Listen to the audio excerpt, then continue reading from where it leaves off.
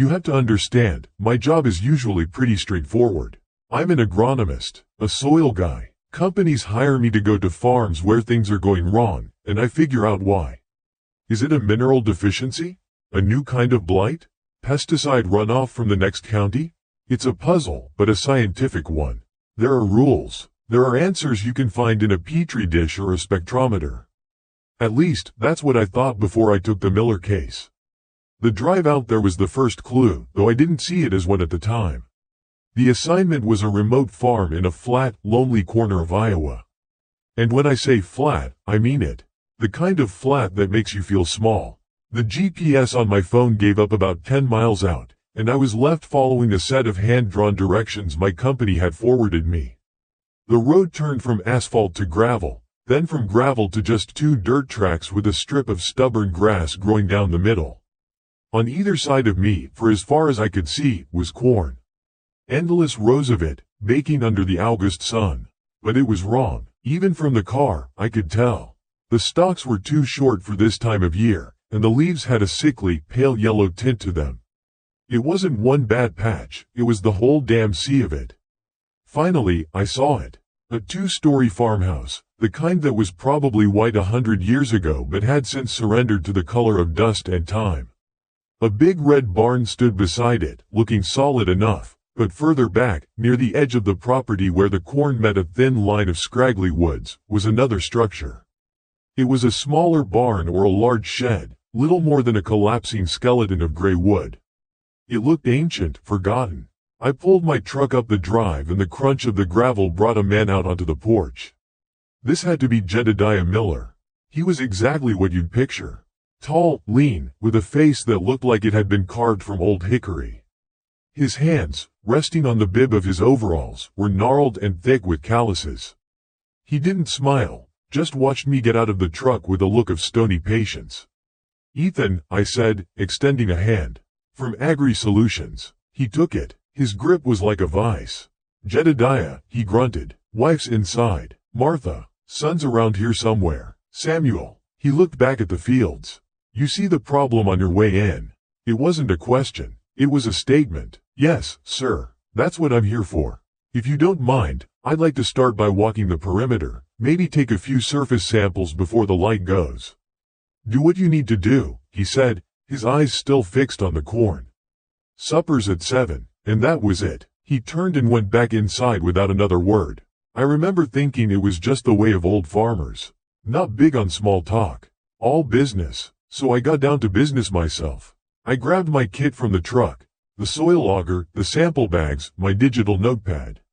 I started on the edge of the field closest to the road, working my way methodically along the property line. The soil was dry, almost powdery on top. I cataloged everything, talking into the small digital voice recorder I always carried for field notes. Sample A1, northeast corner. Topsoil composition appears normal, if excessively arid. No obvious signs of fungal growth on lower stalks. It was peaceful, in a way. The only sounds were the cawing of crows and the whisper of the wind through the sick-looking corn. About an hour in, a woman came out of the back of the house. Martha, I presumed. She was as quiet as her husband, a thin, stooped figure in a faded floral dress. She didn't look at me. Just started tending to a small vegetable garden near the house with methodical, weary movements. And then I saw the boy. Samuel. He just appeared. One moment, I was bagging a soil sample. The next, I looked up and he was standing at the corner of the big red barn, maybe 50 yards away. He couldn't have been more than 10 or 11. He was just standing there, perfectly still, watching me. I gave a little wave, the kind you give a shy kid. He didn't respond. Didn't blink. He just stared. There was something odd about his stillness. Kids fidget. They kick at rocks or pull at their shirts. Samuel was like a photograph. After a few seconds that felt a lot longer, he turned, just as silently as he'd appeared, and walked behind the barn, out of sight. Kids are weird, I told myself. Especially farm kids who don't see many new faces. I shook it off and got back to work, trying to ignore the prickling sensation on the back of my neck. Later, I sat down for supper with them. The food was simple and good: roasted chicken, potatoes from their garden, fresh green beans. But the silence at that table was a physical thing. It was heavier than the humid air outside. Jedediah ate with a grim focus. Martha just picked at her food, her eyes on her plate. And Samuel sat across from me, and he never once looked down. He just stared at me over his fork. It wasn't an angry look or a curious one. It was utterly blank, empty. It was the kind of look that makes you acutely aware of the sound of your own chewing. Trying to break the tension, to do my job, I made a mistake. "So, what's the story with that old building out back?" I asked, trying for a casual, friendly tone. "The collapsed one. Just curious if it was part of the original farmstead." The effect was instantaneous. Jedediah's fork stopped halfway to his mouth. Martha flinched, a tiny, almost imperceptible movement, and her head bowed even lower. The oppressive silence in the room suddenly gained a sharp, dangerous edge. Samuel's blank stare didn't change, but I felt it intensify. Jedediah put his fork down on his plate with a deliberate, loud clink. He looked at me, and his eyes, which had just been weathered and tired, were now like chips of granite. "That barn," he said, his voice low and dead flat, "is not your concern. The foundation is rotten. The structure is unstable. It is dangerous." He leaned forward just a fraction of an inch, and the movement felt like a seismic shift. "You are not to go near it. Do you understand me, son?" The word, son, wasn't friendly. It was a warning, a command wrapped in a thin veil of country politeness. "Yes, of course," I said quickly, my face suddenly hot. "I understand completely. Safety first." He held my gaze for a moment longer, then nodded once, picked up his fork, and resumed eating as if nothing had happened. The conversation, if you could call it that, was over. The rest of the meal passed in that same thick, suffocating silence. After supper, I excused myself, saying I needed to organize my samples in my truck. To be honest, I just needed to get out of that house and breathe air that didn't feel charged with electricity. The sun had set, painting the massive sky in shades of bruised purple and orange. Crickets were starting their nightly chorus. It was a beautiful evening, and it felt completely at odds with the tension I just left at the dinner table. I told myself I was overreacting. They were private people, protective of their property. The old barn was probably a genuine hazard, and he was worried about liability. It was a logical explanation. It was a sane explanation. To clear my head, I decided to take that walk I'd planned, just around the perimeter of the main yard, to get a final lay of the land. I kept my distance from the fields, walking a wide circle around the house and the big red barn. I was thinking about soil samples, about nitrogen levels, about the strange and hostile old man. My boots scuffed in the dirt. Without really meaning to, my path took me along the back of the property. I wasn't going to the forbidden barn, but my route passed by it, maybe 100 yards away. I could see its broken spine silhouetted against the dying light. An owl hooted from the woods behind it. I stopped for a second, just looking at it. Jedediah's reaction had been so extreme, it was hard not to be curious.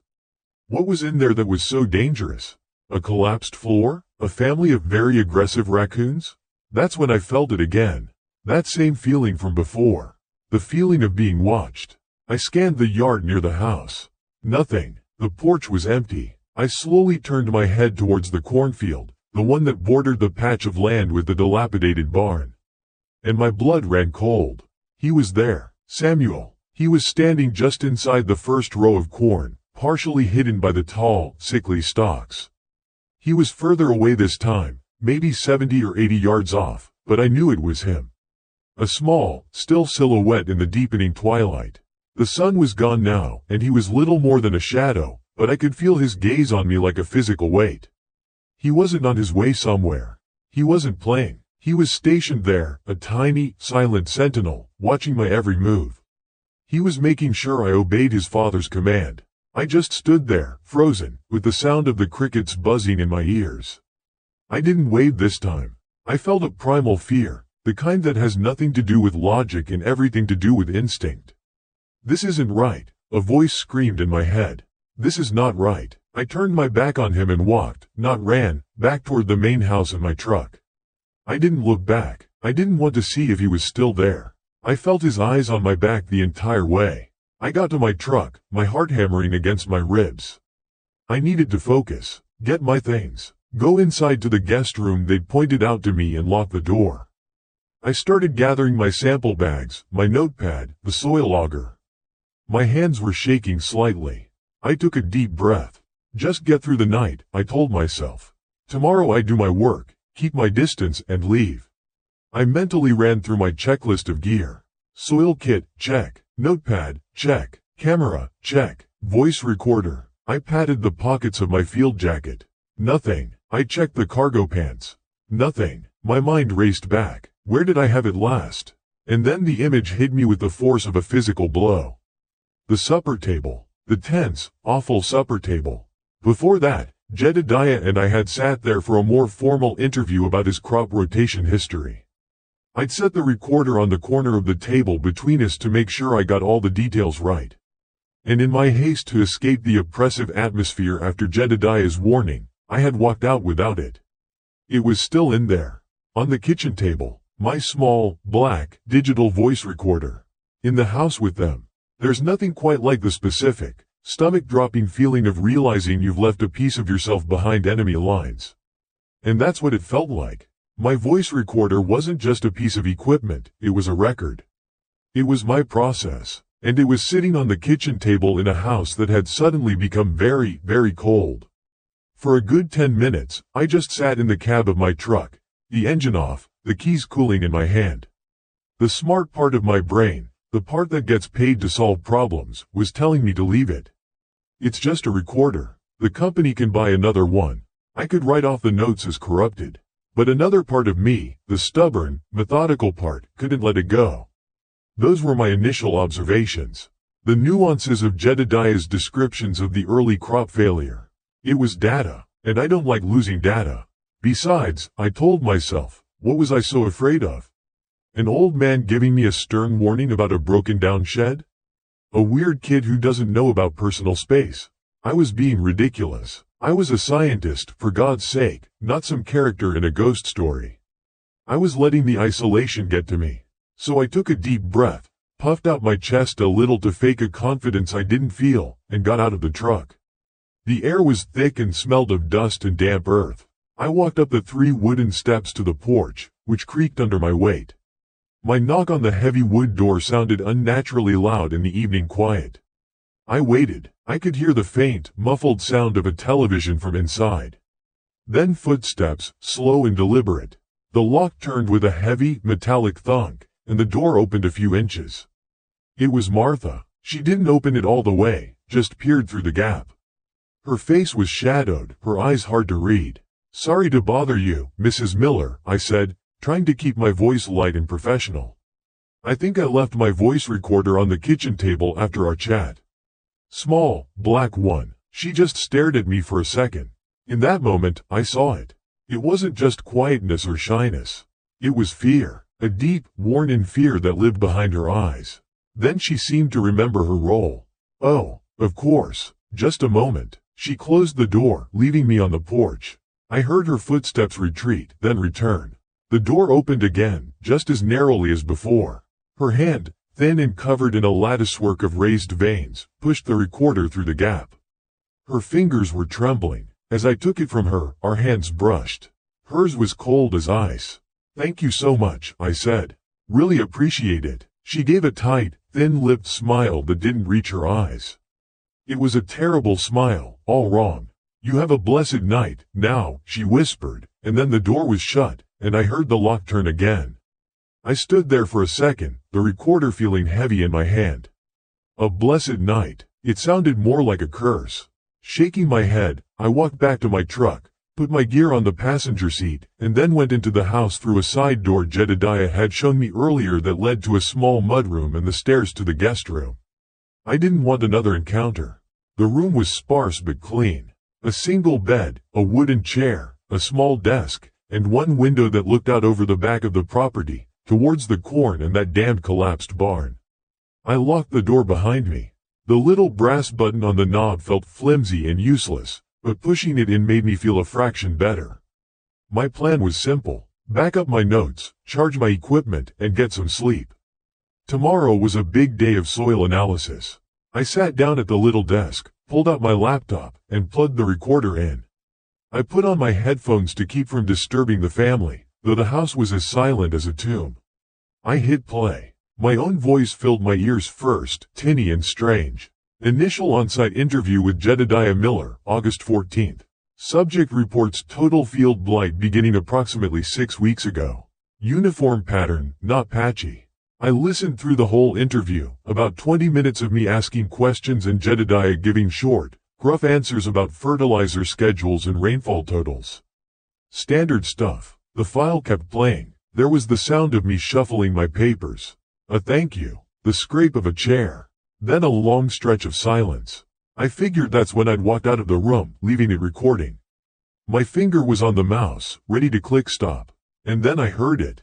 A faint whisper. At first, I thought it was just static on the cheap microphone. I almost ignored it, but something made me pause. I dragged the progress bar back a few seconds and turned the volume on my headphones all the way up.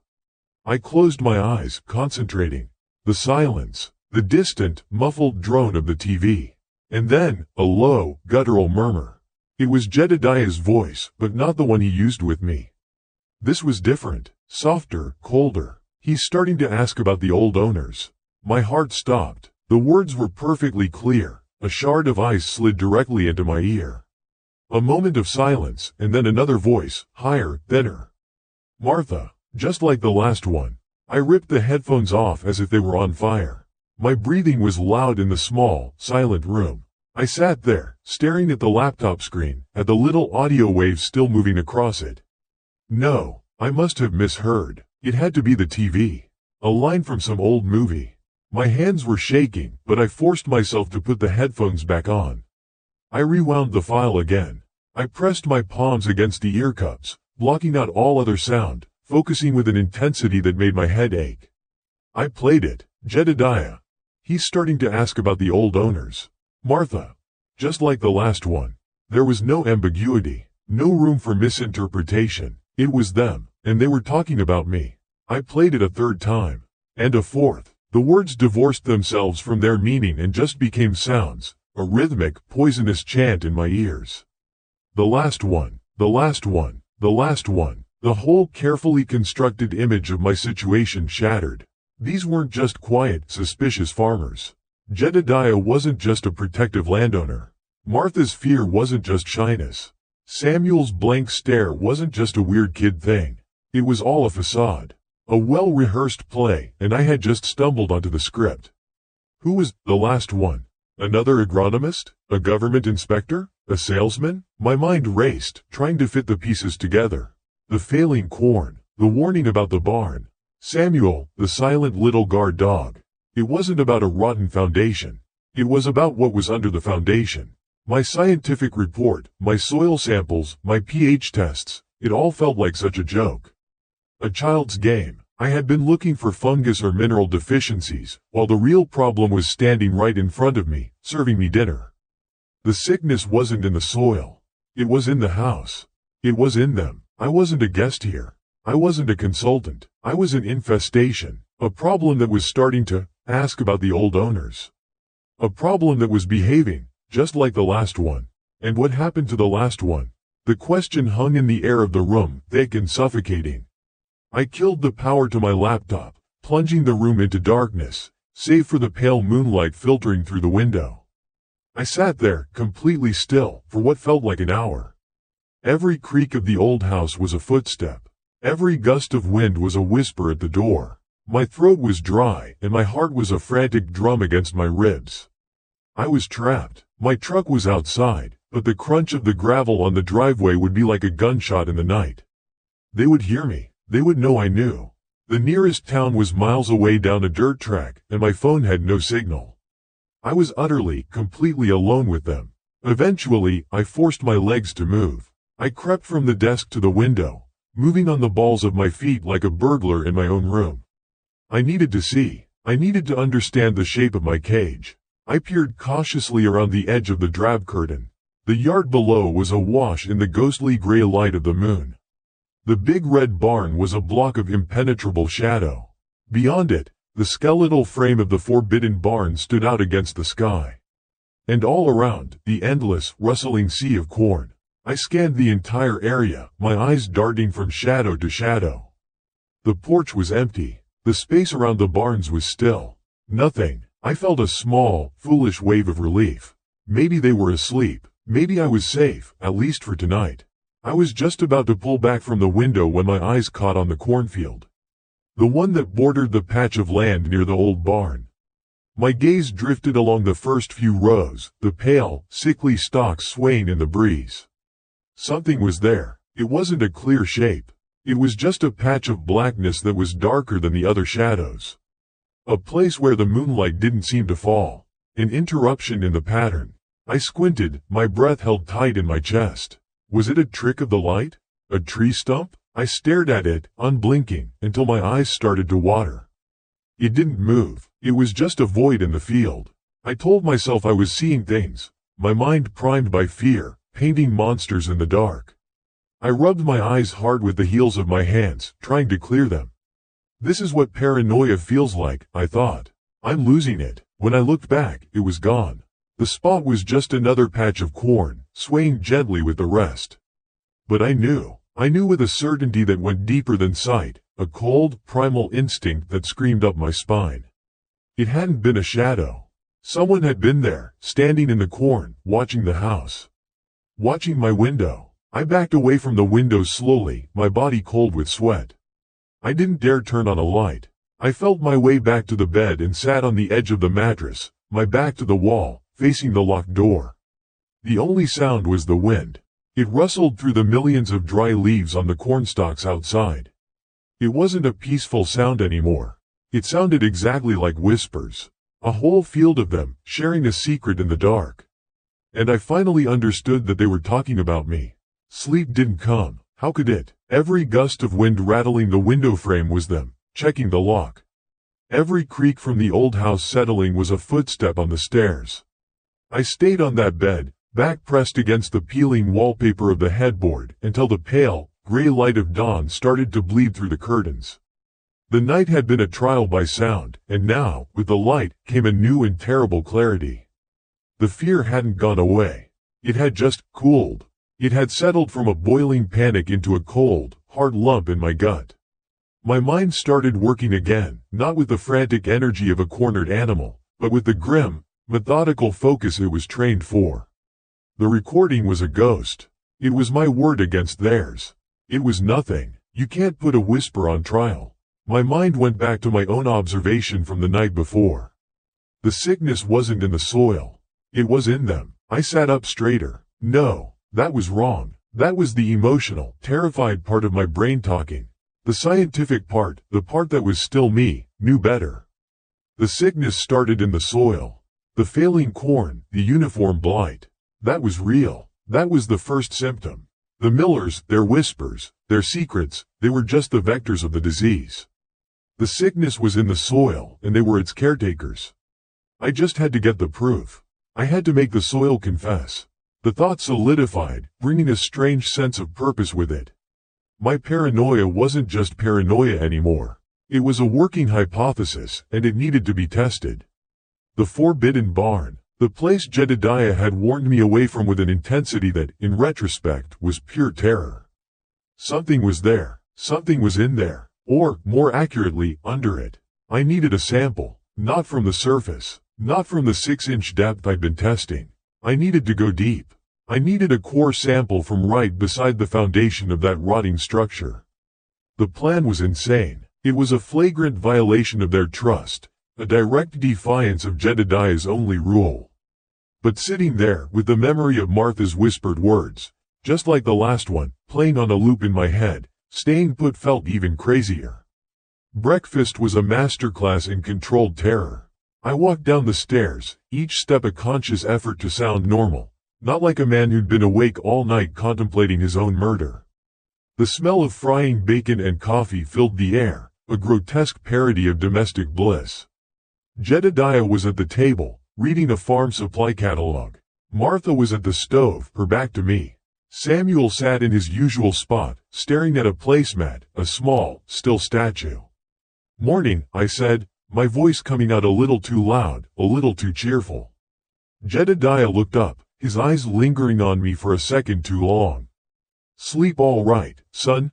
he asked, his voice the same gravelly rumble as always. "A test, like a log," I lied, pulling out a chair. "This country air, you know, knocks me right out." I felt Samuel's eyes on me, but when I glanced at him, he was still looking down. I forced myself to eat. Each bite of egg felt like chewing on sawdust. I could feel their presence, a heavy, silent pressure in the room.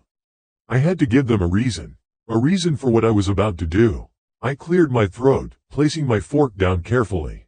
"You know, Jedediah," I began, channeling every bit of the earnest, slightly nerdy agronomist I was supposed to be. "I was going over my initial data last night, and there's an anomaly in the soil's moisture retention I can't quite square. My theory is that there might be an unusually dense claypan layer deeper down than I've been testing. It could be trapping nutrients, essentially starving the topsoil." He looked at me, his expression unreadable. He took a slow sip of coffee. "Claypan? Exactly. If I could just take one deep core sample, say, 3 or 4 feet down, it would confirm or deny the theory. It would require my long core auger, but it would give us a much clearer picture of the subsoil geology. The area back by the old barn has the right topographical markers for where I'd expect to find that kind of formation." I said the words, "old barn," as clinically as I could, as if it were just a random point on a map. The silence that followed stretched for an eternity.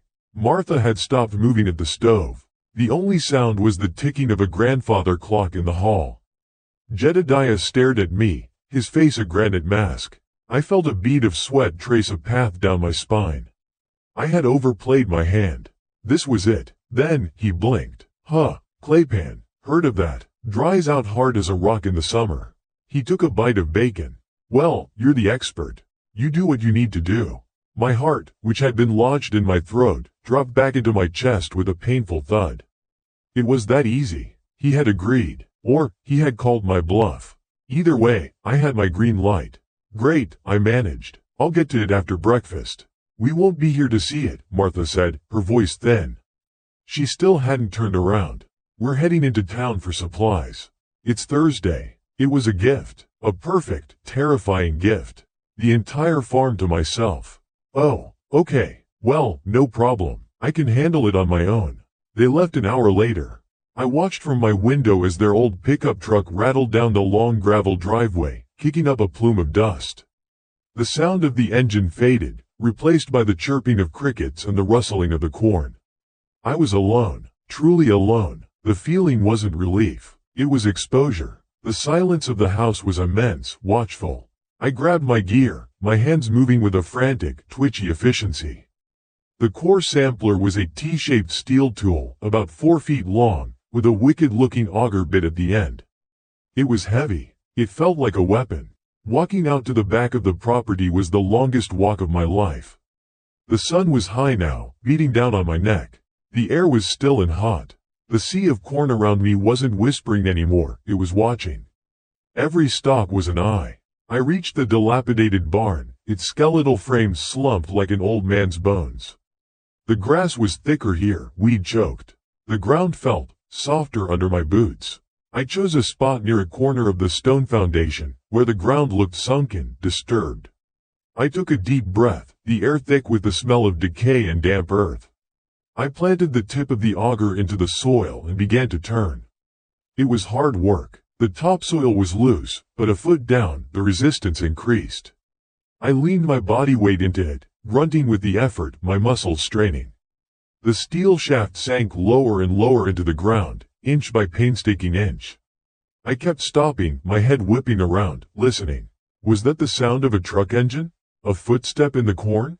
There was nothing, only the blood pounding in my ears. At about 3.5 feet, the auger hit something that wasn't soil. It wasn't the hard stop of a rock. It was a dense, fibrous resistance, followed by a sickening, soft crunch. I froze. My blood ran cold. I knew that sound. It was the sound of bone. My hands were shaking so hard I could barely hold the sampler. I pulled it up. It came free with a wet, sucking sound. The core was packed with dark, unnaturally rich soil. It was black, almost greasy. and mixed in with the dirt were other things. Small, white fragments, a strand of what looked like fabric, rotted and gray. And the smell. Oh, God, the smell. It was a cloying, sweet sour odor of putrefaction that clung to the back of my throat and made me gag. I worked with a desperate haste now, fumbling a sterile sample bag from my kit. I extruded the entire core into the bag, not daring to look too closely at its contents. I sealed it, double-bagged it, and scribbled a label with a trembling hand. Sample 734B. Anomalous control. Sub-Foundation, West Sector. It sounded so clinical, so sane. I filled the hole back in, stomping the earth down, trying to make it look undisturbed. I practically ran back to the house, the heavy sample bag banging against my leg like a severed limb. I packed it into a prepaid courier box, addressed to my company's main lab. On the requisition form, under Analysis Requested, I checked the boxes for full elemental panel, organic composition, and trace contaminants. And in the notes section, I wrote, Rush. Priority 1. Possible extreme biological contamination. Results needed ASAP. Sending that box from the tiny post office in the nearest town felt like dropping a flare into the dark. It was done. All I could do now was wait. The next 2 days were a species of hell I had never known. I had to maintain the fiction. I had to talk about the clay pan, spouting nonsense about drainage and mineral leaching while Jedediah nodded, his eyes searching mine. I had to eat Martha's cooking, wondering with every bite what fed the soil that grew her vegetables. I had to endure Samuel's silent presence, a constant, unnerving weight at the edge of my vision. I lived on my laptop, refreshing my email every 30 seconds. My heart leapt at every new message, only to plummet when it was just company spam or a newsletter. I felt like a man on death row, waiting for a call from the governor. I barely slept. The man I had seen in the cornfield, or thought I'd seen, was a permanent fixture in my mind's eye now, a dark shape of absolute certainty. He was the last one. Late on the third day, it came. I was in my room, staring out the window at the setting sun painting the corn in hues of gold and blood, when the notification chimed on my laptop. For a moment, I couldn't move. I just stared at the screen. The subject line was stark. It was all caps. Con. Ket qua fan tic mouse 734B. My hands felt clumsy, disconnected from my brain. I moved the cursor over the email. It hovered there, trembling. I clicked. The message was brief, from the head of the lab, a man I knew named Dr. Albright. Ethan, see attached. Call me on my personal cell immediately. Do not use the company line. Attached was a single PDF file. Lab report _734B_final.pdf.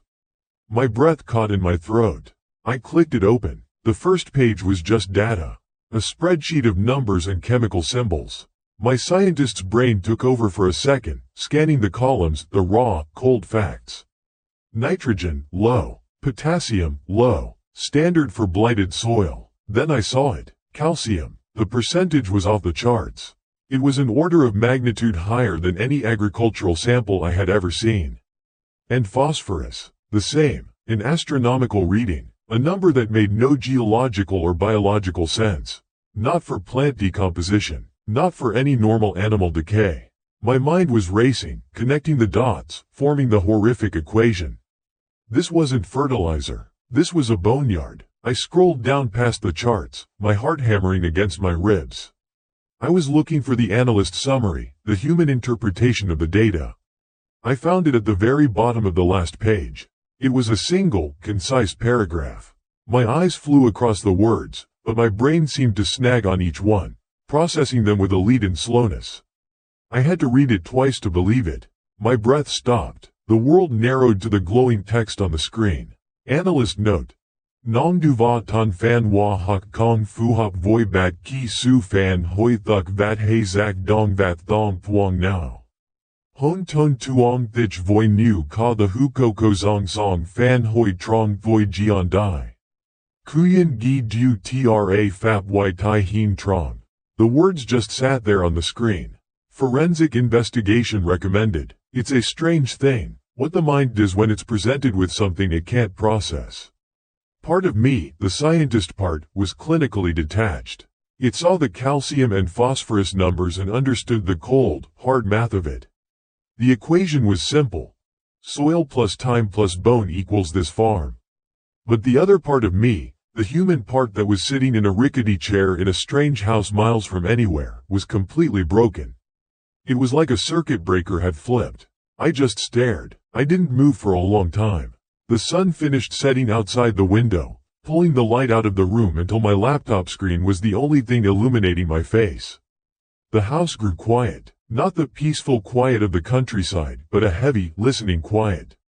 The kind of quiet that has weight. I closed the laptop. The sudden darkness was a relief. I couldn't look at those words anymore. They were an accusation. They were a death sentence. My mind started working again, but not in a useful way. It was just a frantic scramble for an explanation that wasn't the one staring me in the face. Maybe it was an old Indian burial ground. That happens, right? Or an old pioneer cemetery, lost to time.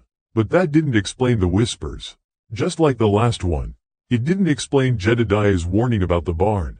It didn't explain the feeling I got whenever I looked at them. That feeling of being evaluated, measured, like a hog at a county fair. Hours passed. The grandfather clock in the downstairs hall chimed 10, then 11. I sat in that chair, a statue carved from fear, my eyes fixed on the black rectangle of the window. I had to get out. That was the only thought that felt solid. I'd wait until I was sure they were asleep, grab my keys and my wallet, and just walk out the door. I wouldn't even pack. I'd leave the car if I had to. I could walk to the main road. It would take all night, but I could do it. It was a plan. A desperate, stupid plan, but it was something. I was rehearsing it in my head, planning my route down the stairs, trying to remember which steps creaked, when a sliver of light appeared in the yard below. I leaned forward, my breath fogging the cool glass of the window pane. The light was coming from the main farmhouse. The back door had opened. A figure stepped out, silhouetted against the kitchen's warm glow. It was Jedediah. He was holding something long and dark. A shovel. He didn't turn back, just started walking with a slow, steady gait toward the fields. Toward the old barn. Then the light in the doorway was blocked again. A smaller, slighter figure. Martha. In her hands, I could just make out the shape of a heavy-looking pickaxe. She pulled the door shut behind her, plunging the yard back into near total darkness, and followed her husband. She didn't call out to him. She didn't need to. She knew where he was going. My heart was a cold, tight knot in my chest. This was it. This was whatever they did. But then something happened that made the blood in my veins turn to ice. The back door opened a third time, and a much smaller figure stepped out. It was Samuel. I couldn't believe what I was seeing. The little boy. He was holding a smaller tool, maybe a garden hoe or a trowel. I couldn't be sure from this distance. He pulled the door closed with a quiet click and set off after his parents. A small shadow swallowed by the immense darkness of the farm. He didn't run to catch up. He didn't seem scared. He just walked, his steps falling into the same rhythm as theirs. They moved as one unit. A silent, disciplined procession under the pale moonlight. This wasn't farm work. You don't do farm work with your whole family in the dead of night. This was something else. This was a ritual. I scrambled for my phone, my hands shaking so badly I almost dropped it. Evidence. I needed evidence. I fumbled with the camera app, pointing it out the window, pinching the screen to zoom in. It was useless. The image was a grainy, pixelated mess of black and gray. All I could see were three vague shapes moving away from me. I switched to video, hoping the microphone would pick up something. Anything. I recorded for a full 5 minutes. The shapes disappeared behind the skeletal frame of the old barn. I kept recording, listening, my own breathing loud and ragged in the quiet room. There were no voices, no shouting, just the wind rustling the corn and, every so often, a faint, rhythmic sound carried on the breeze. A dull, metallic thump, scrape. Then a pause. Then thump, scrape again. It was the sound of tools hitting the earth. Methodical, practiced, unhurried. I stopped recording. It was over. The plan to wait until morning. The plan to walk to the main road, it all evaporated. I had seen something I was never meant to see. They weren't just killers. They were a machine, a family unit that worked together to feed the soil. And I was the next crop. Panic, cold and absolute, finally took over. My body moved before my brain did. I was on my feet, pulling on my boots, my movements jerky and loud in the silent house. I didn't care about the creaking floorboards anymore. Every second I stayed here was a second they could finish their work and come back. I grabbed my car keys from the dresser. They felt slick with sweat in my palm. I eased my bedroom door open. The hallway was dark, ruled by the steady, ominous tick-tock of the grandfather clock. I held my breath and started for the stairs. Each step was a gamble. I avoided the one I knew was noisy, my body pressed against the wall. I reached the bottom of the stairs. The front door was right there. Freedom. I crept across the living room, my eyes locked on the door. I reached it, my hand trembling as I reached for the deadbolt. It was old and stiff. I turned it slowly, wincing at the loud, metallic clunk as it unlocked. I paused, listening. Nothing, just the clock. I pulled the door open just enough to slip through and closed it behind me without letting it click shut. The night air was cool on my face. It smelled of damp earth and growing things. For a second, the relief was so intense it almost buckled my knees. I was out. I half ran, half stumbled across the gravel path toward where my rental car was parked. The little sedan looked like a spaceship, a promise of escape back to a sane world. The gravel crunched loudly under my boots, and I kept glancing over my shoulder toward the dark shape of the barn, expecting to see them emerge at any moment. But there was nothing, just the sound of the wind and the tools. Thump, scrape. I reached the car, fumbling with the keys, jabbing the unlock button. The car beeped and the lights flashed. The sound was deafening in the silence. I didn't care. I yanked the driver's side door open and threw myself inside, slamming it shut. Safe. I was safe. I jammed the key into the ignition and twisted it. The engine turned over with a healthy roar. I laughed out loud, a short, hysterical bark. I was going to make it. I slammed the car into reverse, my foot hitting the gas pedal. The car lurched backward and then stopped with a sickening, grinding squelch. I frowned, confused. I gave it more gas. The engine whined and the car rocked, but the back right corner just sagged. A horrible dragging sound came from the rear tire. I cut the engine and the silence rushed back in, now 10 times more threatening. My stomach dropped. No. I got out of the car, leaving the door open, the dome light spilling a pathetic circle of light onto the ground. I walked to the back, and there it was. The rear passenger side tire was completely flat, sitting on its rim in a sad, deflated heap. At first, I thought it was just a random flat, a cruel twist of fate. Then I saw it, in the glow from the dome light. A long, straight gash in the sidewall. It wasn't a puncture. It was a cut, deliberate, clean. Someone had sliced it open with a knife. The air went out of my lungs. They knew. They must have known I would try to run. Maybe from the moment I sent that soil sample. They had been playing with me this whole time. My phone. I had to call for help. 911. The police. Anyone. I ripped the phone from my pocket, my thumb swiping frantically at the screen. I hit the emergency call button. The phone tried to connect. For 1 second, 2 seconds, 3. Then the call failed. I looked at the top of the screen. One single, terrible phrase was displayed where the signal bars should be. No service. I tried again. And again. Nothing. Of course, we were in the middle of nowhere. I had noticed the spotty service before, but I'd never been desperate. I'd never been trying to save my own life. I stood there, next to my crippled car, the useless phone in my hand feeling as heavy as a brick. The night was absolute. The farmhouse was a dark block behind me. The fields of corn stretched out in every direction, a black ocean. And somewhere out in that darkness, by the old barn, the rhythmic sound of digging had stopped. Pure, animal terror shot through me. They knew I was out here. The sound of the car engine, the beep of the locks. They had heard it all. I looked toward the barn, and my heart stopped. A figure was standing there, just at the edge of the darkness where the barn's shadow ended. It was a silhouette, too far away to see clearly, but I knew who it was. The height, the broad shoulders. It was Jedediah. He wasn't moving. He wasn't running toward me. He was just standing there, holding his shovel, watching me.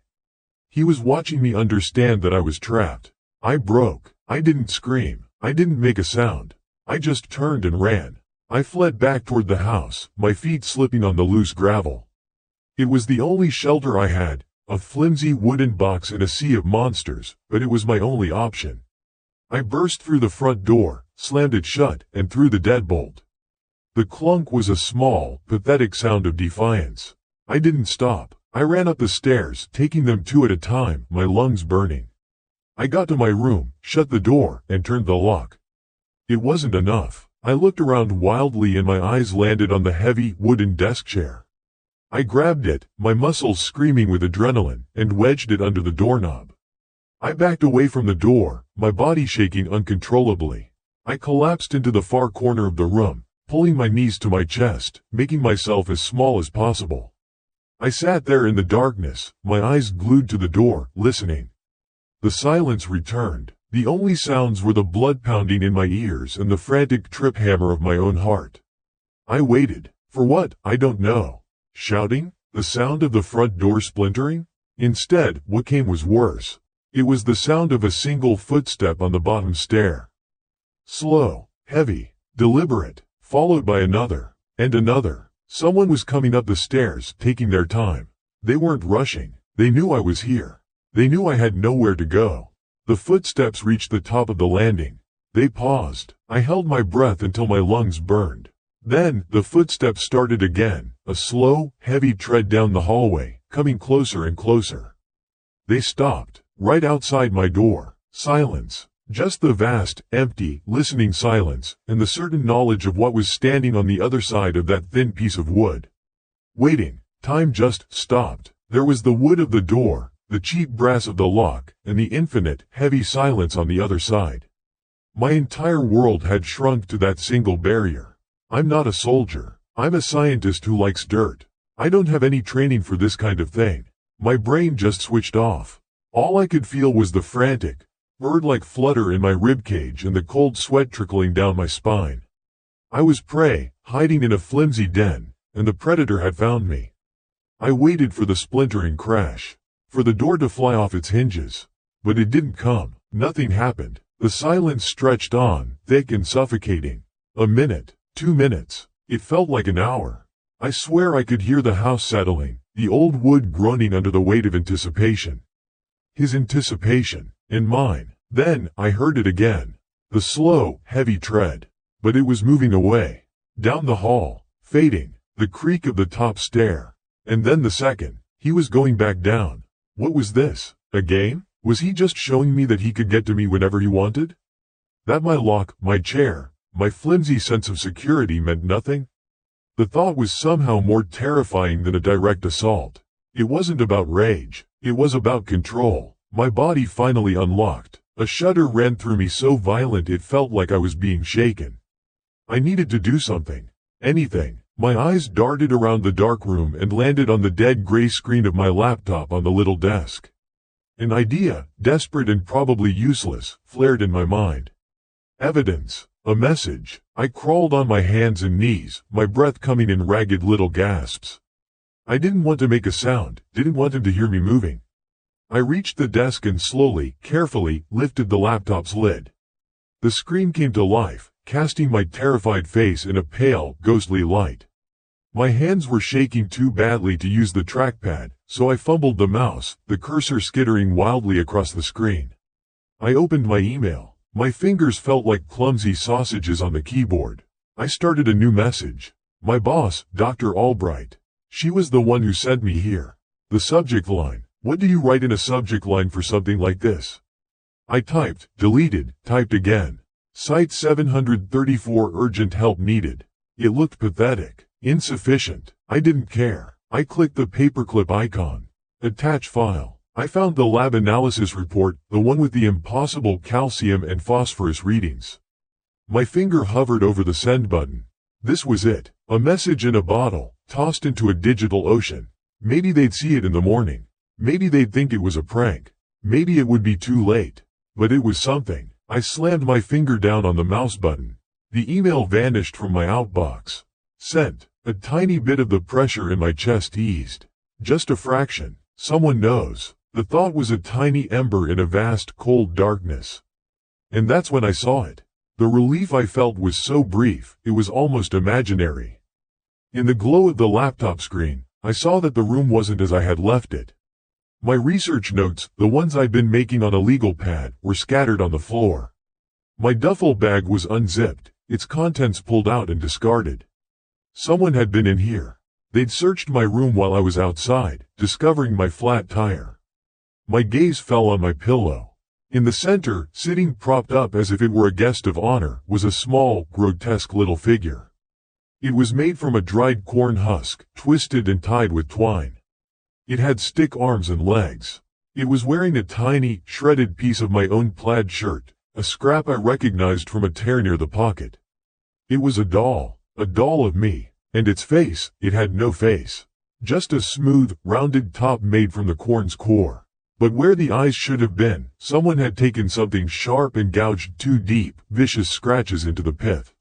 I couldn't breathe. This wasn't just a threat. This was a promise. This was what they were going to do to me.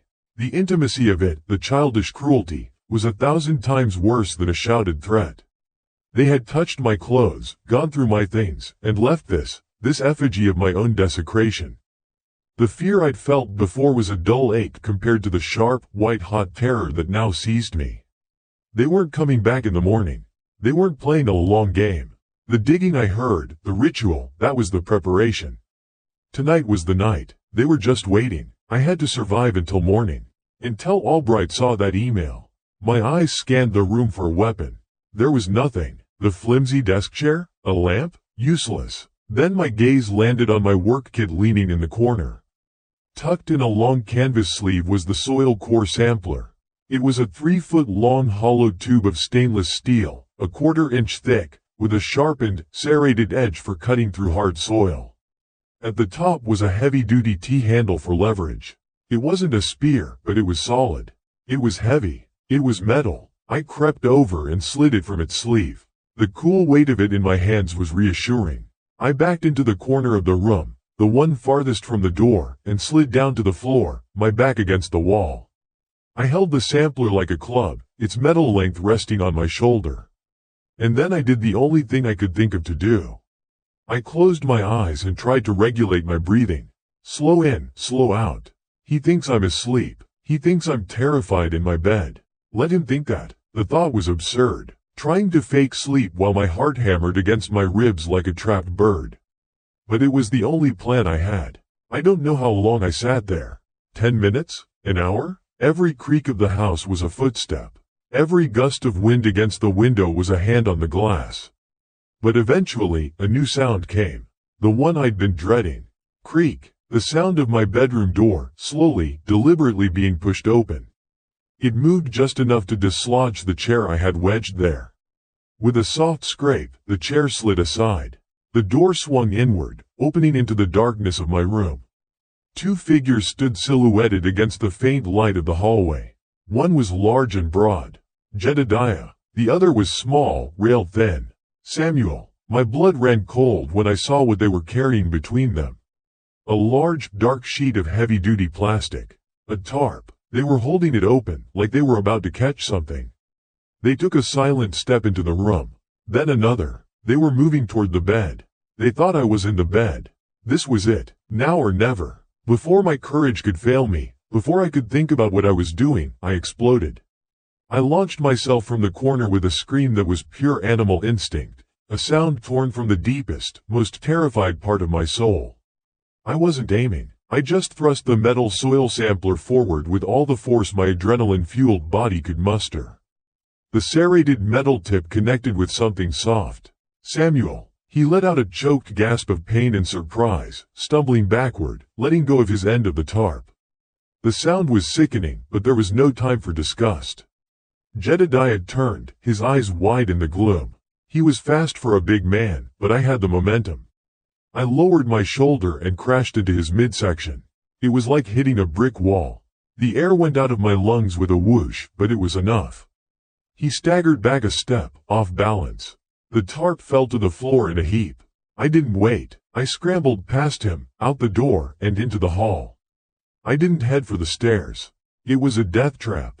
I turned and ran for the back of the house, toward the kitchen. My boots thundered on the old floorboards. Behind me, I heard Jedediah roar, a sound of pure fury, no longer the quiet farmer. I burst into the kitchen. The back door, my only hope. I slammed my hand against the lock, a simple turn bolt, and wrenched the door open. The cool night air hit me like a slap in the face. I vaulted off the back porch, my ankle twisting as I landed on the hard-packed dirt, and just ran. I ran blindly, away from the house, away from the light. Before me, the cornfield rose up like a solid black wall. It was a maze, but it was also cover. I didn't hesitate. I plunged into it. The world dissolved into a nightmare of sound and claustrophobia. The dry leaves were like razors, slashing at my face and arms. The thick stalks grabbed at my clothes, trying to hold me back. I couldn't see more than a foot in front of me. It was a suffocating, rustling tunnel of darkness. Left, right, it didn't matter. I just pushed forward, my own panicked breathing and the sound of my body crashing through the corn deafeningly loud. My lungs were on fire. My legs were screaming. How long had I been running? Seconds? Minutes? I had no idea. I thought I'd lost them. I paused for a split second, gasping for air, trying to listen. And then I heard it. The one thing I didn't want to hear. No sense in running, boy. The voice was terrifyingly close. To my left, it was Jedediah, but his voice, it wasn't angry. It was calm, disappointed almost, like I was a calf that had gotten out of its pen. You're just trampling the crop, he continued, his voice seeming to come from a different direction now. The rustling sound of his movement was slow, methodical. He wasn't crashing through like I was. He was gliding. He knew this place. This was his world. This is a sacred place. This ground, it gives to us, so we have to give back to it. I bolted again, terror giving my exhausted muscles a fresh surge of power. I pushed through the stalks, my heart trying to beat its way out of my chest. The soil needs feeding, his voice called out, now seeming to be right behind me. It gets tired, just like us. It needs an offering, a tithe of blood and bone. I could hear two sets of rustling now. One slow and heavy, the other quicker, lighter. Samuel, he was with his father. They were flanking me, hunting me. You'll help us have a good harvest, the voice said, serene and awful. You'll be part of something bigger than yourself. You'll become the land. It's an honor, really. My foot caught on a thick root hidden in the dirt. I went down hard, my face plowing into the dry soil. The impact knocked the wind out of me, and the soil sampler flew from my grasp, disappearing into the darkness. I tasted dirt and blood. I tried to stand, but my legs were tangled. I was a mess of flailing limbs and raw panic. I crawled, clawing my way forward, and suddenly, I was out. I tumbled out of the edge of the cornfield and landed on the open, moonlit ground right in front of the old, skeletal barn. I froze. I had run in a circle. I had run right back to the place where it all started. To the place they had been digging. The place they had prepared for me. My body refused to move. I was done. A large shape emerged from the corn behind me. It was Jedediah. He wasn't even breathing hard. He had the shovel slung over his shoulder, its metal blade gleaming in the pale moonlight. His face was a mask of placid resolve. He looked like a man about to do a hard but necessary chore. He walked slowly toward me as I scrambled backward on my hands and butt, kicking up dust. My back hit something hard and wooden.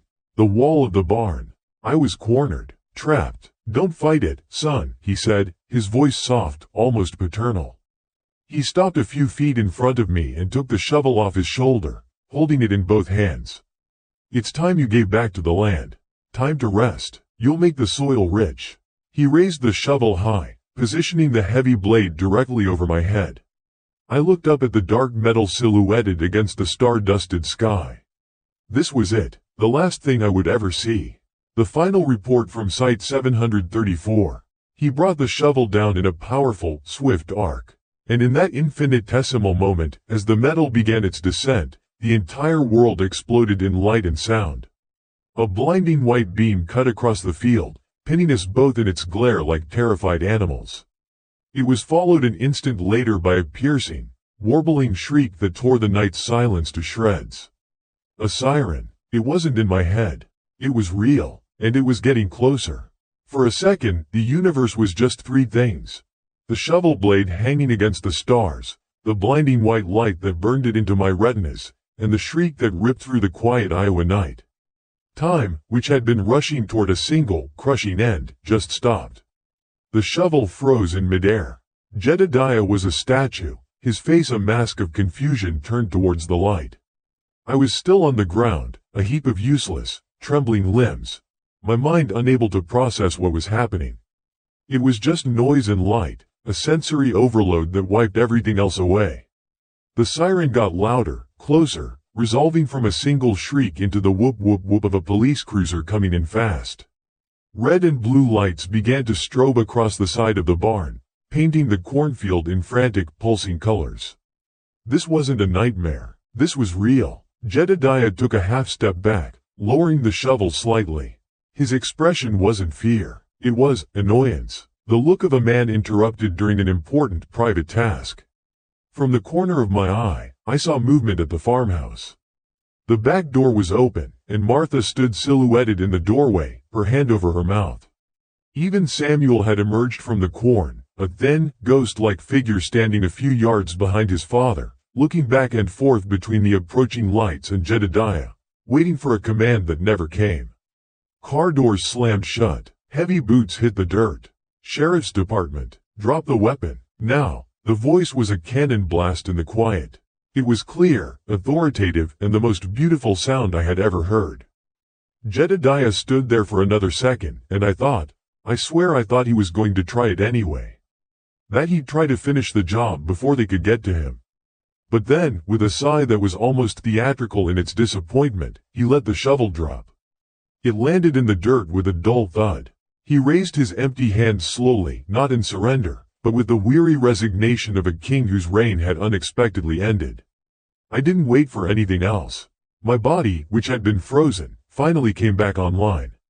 I crab-walked backward, then scrambled to my feet, my twisted ankle screaming in protest.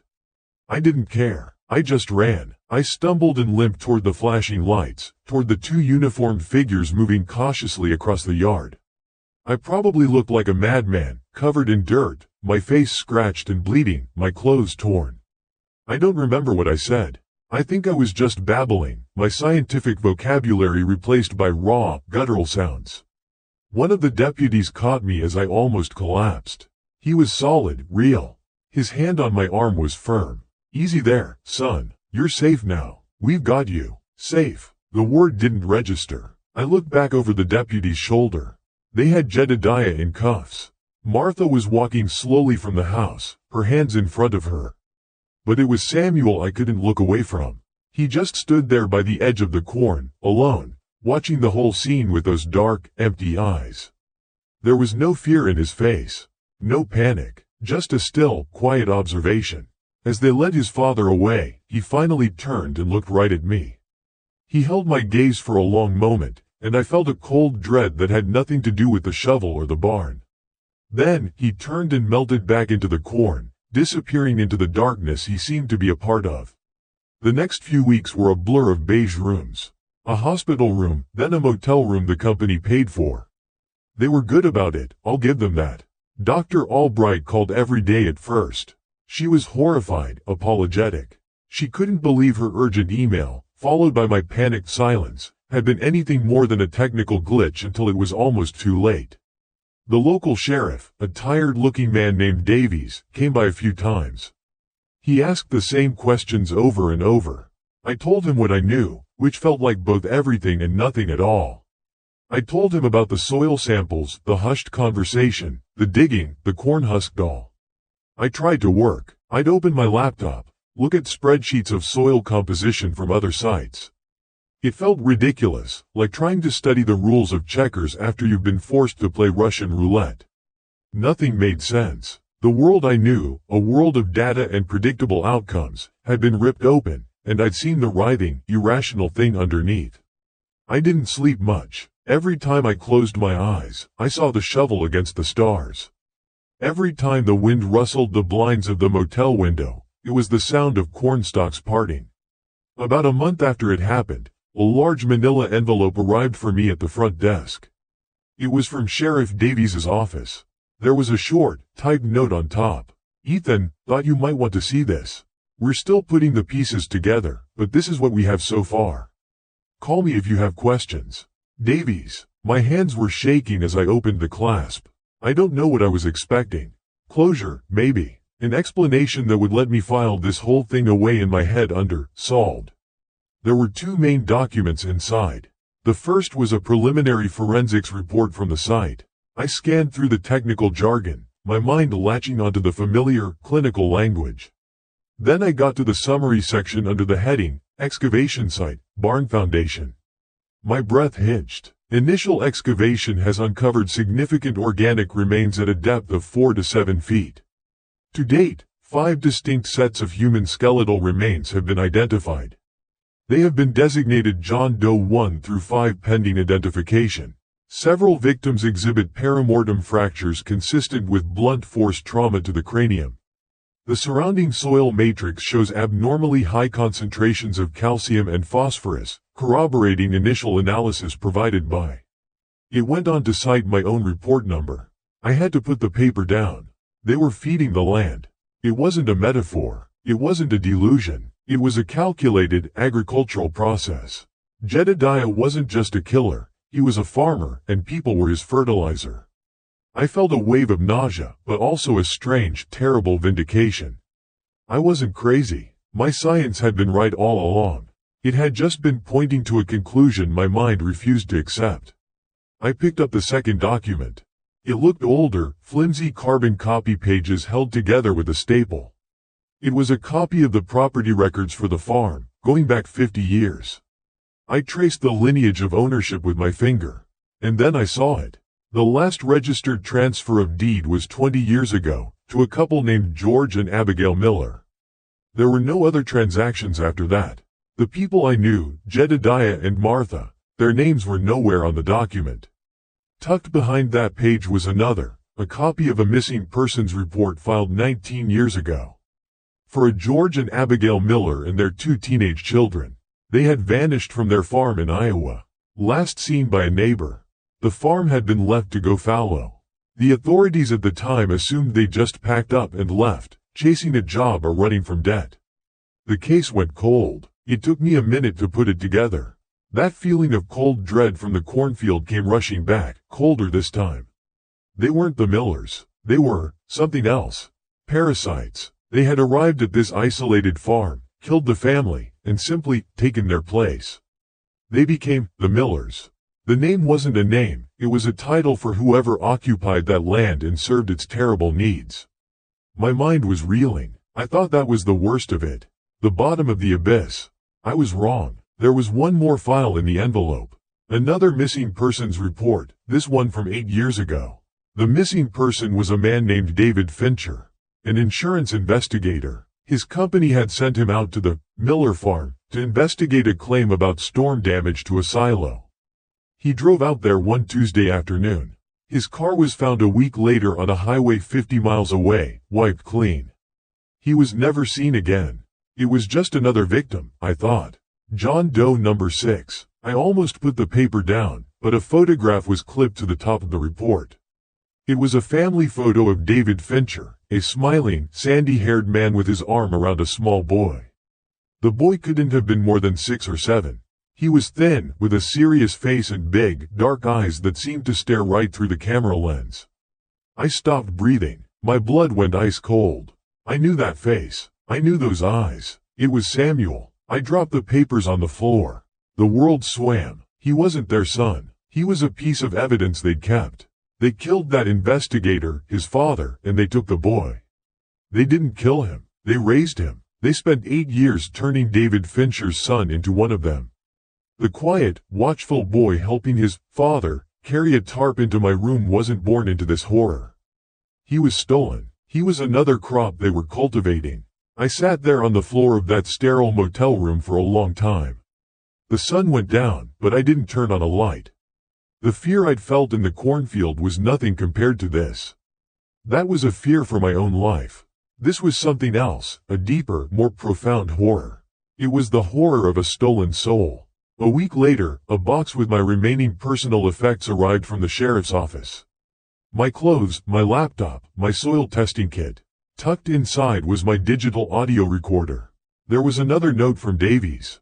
Our tech guys managed to recover the last file. It was corrupted, but they pieced most of it back together. Figured you'd want it. I didn't. I really didn't. But I knew I had to listen. I put in the batteries and pressed play.